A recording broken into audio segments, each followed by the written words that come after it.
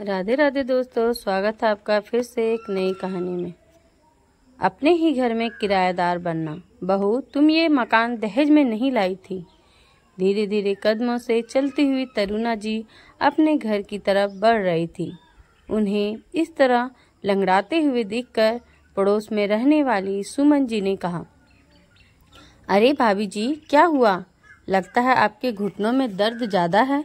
हाँ, बुढ़ापे का शरीर है, दर्द तो यूं ही चलता रहता है।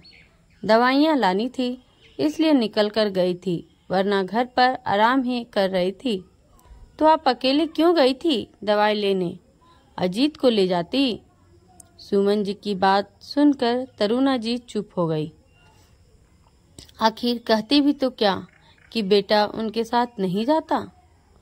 पर सुमन जी को तो उनके घर की सारी रामायण पता थी, इसलिए उन्होंने आगे कुछ नहीं कहा और चुप हो गई। आखिर बोल बोलकर क्या किसी के दर्द को कुरेदना।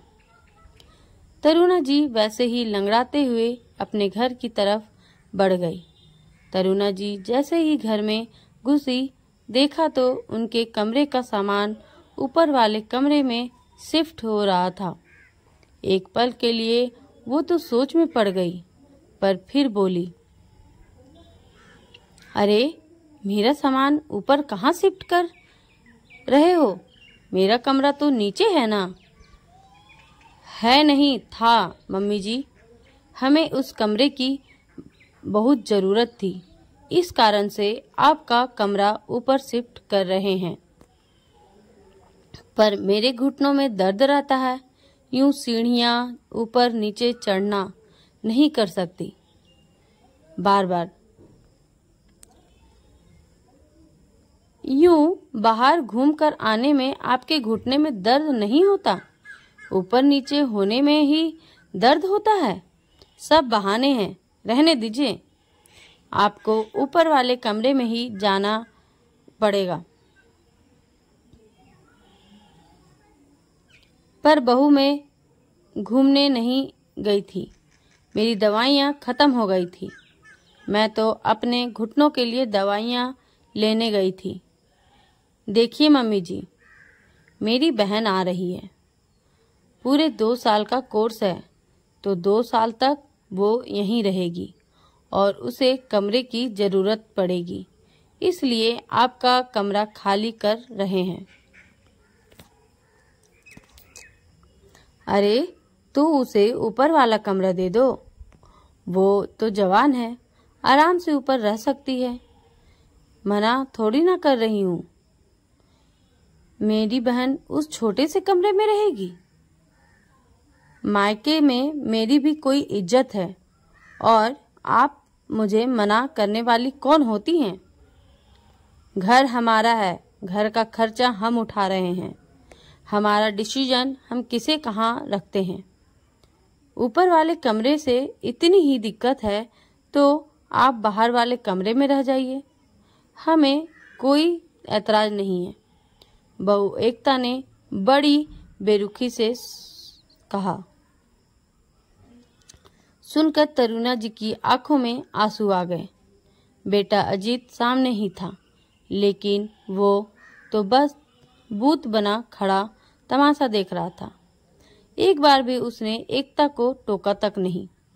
और बाहर वाला कमरा, वो तो स्टोर रूम था। मतलब अब तरुणा जी की ये हैसियत रह गई, बहू कबाड़ की तरह तरुणा जी को स्टोर रूम में रहने के लिए कह रही थी, और नालायक बेटा सामने खड़ा था, लेकिन वो कुछ कह नहीं रहा था। जब से तरुणा जी के पति गए हैं, तब से बेटे बहू घर के सर्वे सर्वा बन गए हैं।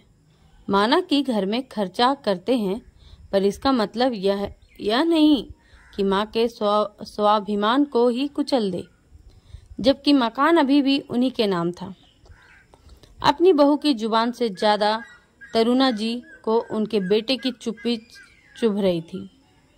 आखिर बर्दाश्त के बाहर हो गया तो वो बोल पड़ी,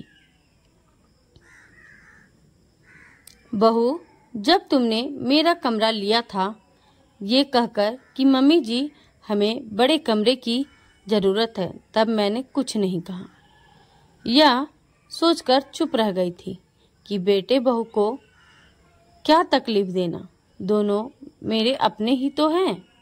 लेकिन आज तुम मुझे स्टोर रूम में रहने को कह रही हो। शुक्र मनाइए कि स्टोर रूम में रहने को कह रही हूँ, वृद्धा आश्रम में नहीं भेज रही हूँ। एक तो हमारा ही खाती हो, ऊपर से हमें ही सुना रही हो। बस करो बहू, बहुत बोल लिया तुमने। यह घर आज भी मेरा है। तुम यह मकान अपने दहेज में नहीं लाई थी। और हाँ, चुपचाप अपना कमरा भी खाली करो। मैं अपने कमरे में वापस शिफ्ट हो रही हूँ। अच्छा, घर का खर्चा हम कर रहे हैं तो आपकी दो बातें क्यों सुने? आज के बाद करने की जरूरत नहीं है। अगर इस घर में रहना है तो किराया दो, अन्यथा घर खाली करके चले जाओ। मैं किराएदार रख लूंगी। मेरे घर का खर्च मैं खुद निकाल लूंगी। मम्मी, तुम अपने बेटे को इस घर से निकलने के लिए कह रही हो?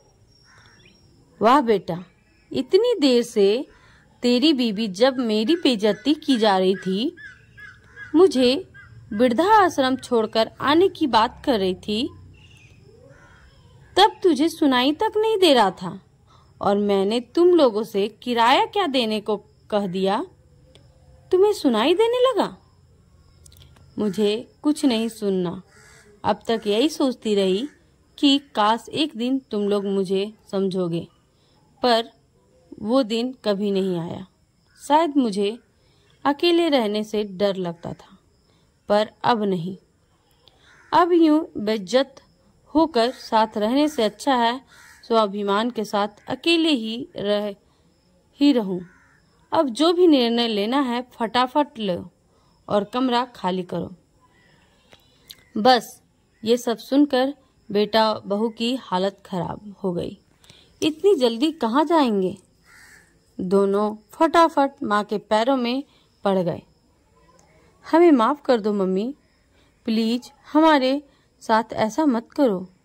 पर तरुणा जी ने मन पक्का कर लिया था। वो झुकने को तैयार नहीं हुई। निरादर की 2 रोटी से तो स्वाभिमान की 1 रोटी भली, और भला काश के इंतजार में जिंदगी क्यों बितानी।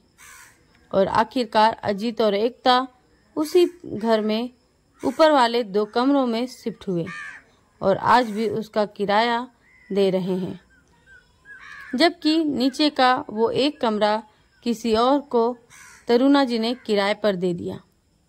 रही बात एकता की बहन की, तो वह हॉस्टल में रहकर अपनी पढ़ाई कर रही है। यह आलेख आपको अच्छा लगा हो तो अपनों के साथ अवश्य शेयर करें। धन्यवाद। शुभ वंदन। हर दिन कुछ नया, हर दिन कुछ सच्चा। बस जुड़े रहिए हमारे। आपकी उम्मीद हमारी प्रेरणा। ये सभी कहानियाँ सोशल मीडिया से संभार ली जाती हैं। यह चैनल एक प्रेरणा स्रोत है। इस चैनल में हर रोज धार्मिक, प्रेरणादायक कहानियाँ और आत्मविश्वास से जुड़ी कथा भेजी जाती है। कृपया इस चैनल को ग्रुप में डालें और ज्वाइन करें और अपने प्रियजनों को शेयर करें, और अच्छा लगे तो लाइक करें, कमेंट करें। प्रेरणादायक, शिक्षाप्रद, इमोशनल, पारिवारिक कहानियों के लिए हमारे चैनल को जरूर सब्सक्राइब करिए। धन्यवाद। मिलते हैं अगले वीडियो में। जय श्री राम।